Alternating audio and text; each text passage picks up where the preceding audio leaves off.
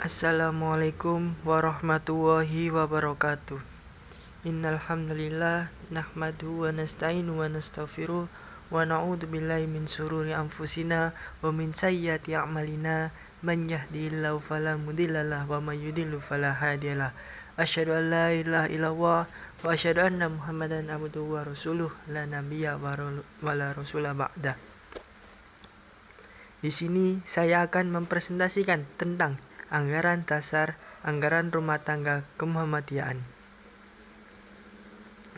Sejarah terbentuknya Muhammadiyah, anggaran dasar. Anggaran dasar Muhammadiyah disusun dan dirumuskan oleh Ki Bagus Hadi Kussiono sebagai hasil penyorotan dan pengungkapan kembali terhadap pokok-pokok pikiran yang dijanjikan, dasar amalan usaha dan perjuangan Kyai Ahmad Dahlan dengan menggunakan wadah persyariatan Muhammadiyah. Rumusan Muhammadiyah diterima dan disahkan oleh Muktamar Muhammadiyah ke-31 yang dilangsungkan di Yogyakarta pada tahun 1950. Setelah melewati penyempurnaan segi redaksional yang dilaksanakan oleh sebuah tim yang dibentuk oleh Sidang Tanwir. Tim penyempurnaan tersebut anggota-anggotanya terdiri dari Buya Hamka, Kiai Haji Farid Ma'ruf, Mr. Kasman Singodimedjo, serta Zain Jambek. Pengertian AD/ART Muhammadiyah. AD Muhammadiyah merupakan anggota pokok yang menyatakan dasar, maksud, dan tujuan organisasi Muhammadiyah. Peraturan-peraturan pokok dalam menjalankan organisasi dan usaha-usaha yang harus dilakukan untuk mencapai maksud dan tujuan tersebut. Penjelasan AD dicantumkan pada ART. Anggaran rumah tangga Muhammadiyah atau ART Muhammadiyah mengatur hal-hal yang tidak tercantum dalam anggaran dasar. Hal-hal yang tidak tercantum tersebut adalah pembubaran, perubahan anggaran dasar dan penutup. Keanggotaan Muhammadiyah. Keanggotaan Muhammadiyah secara resmi diatur dalam anggaran dasar AD Kemuhammadiyaan bab 4 pasal 8 ayat 1, di mana sebagai anggota kemuhammadiyaan terdiri atas anggota biasa, anggota luar biasa, dan anggota kehormatan. 1. Anggota biasa harus memenuhi persyaratan sebagai berikut: warga negara Indonesia beragama Islam. 2. Laki-laki atau perempuan berumur 17 tahun atau sudah menikah. 3. Menyetujui maksud dan tujuan Muhammadiyah. 4.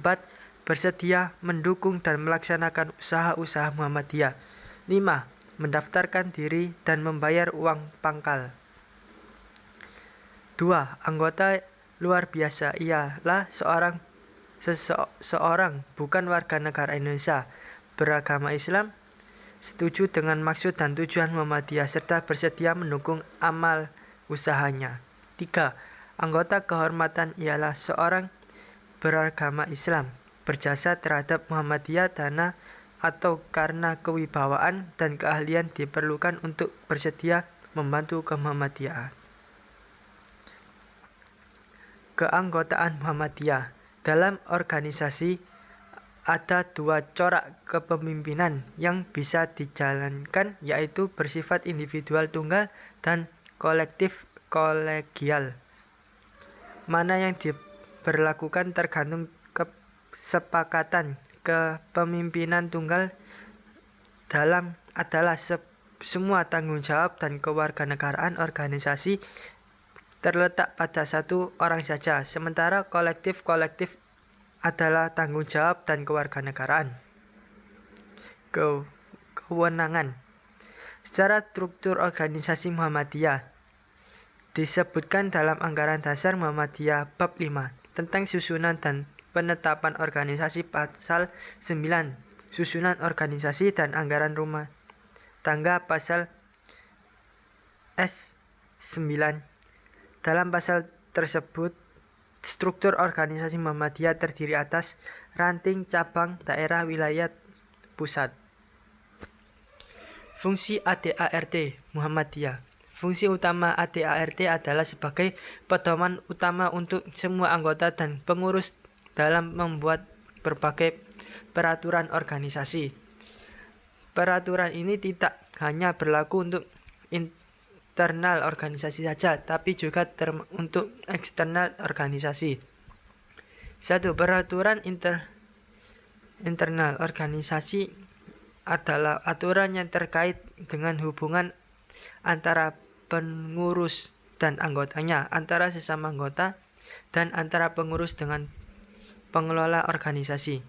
Sedangkan peraturan eksternal adalah aturan semua perjanjian yang dijalani dengan pihak ketiga dan berkaitan dengan modal organisasi tersebut seperti kerjasama bisnis, perjanjian kredit, atau manajemen.